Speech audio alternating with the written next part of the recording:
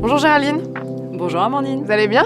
Très bien, je suis ravie de vous accueillir ici. Mais je suis très contente de revenir sur les terres normandes. Bon. Mais alors ici on est où du coup? On est à Goderville.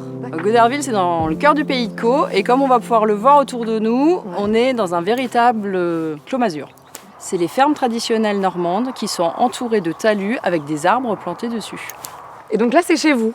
Exactement. Mais dis donc, vous êtes sacrément bien là en fait ici.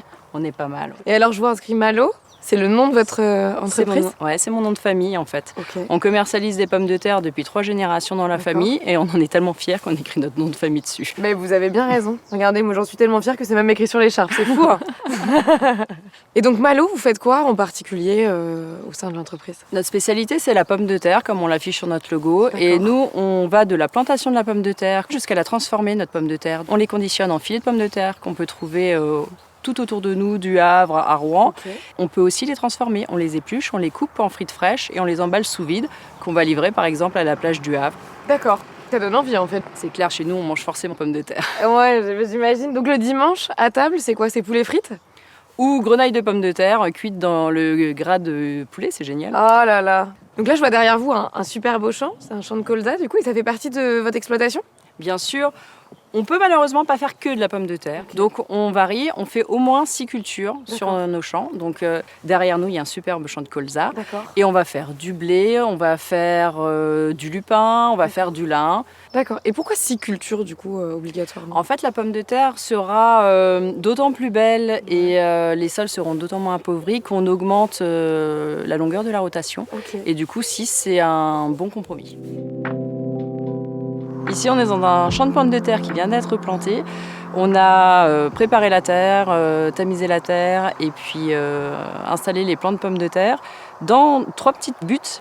Ces buttes vont protéger la pomme de terre du verdissement et on va voir d'ici 2-3 semaines démarrer un feuillage et les pommes de terre vont après se développer en dessous dans la butte. On plante entre 35 et 60 000 petites pommes de terre comme ça et on en récupère sur 1 hectare dans les 30-40 tonnes à l'hectare.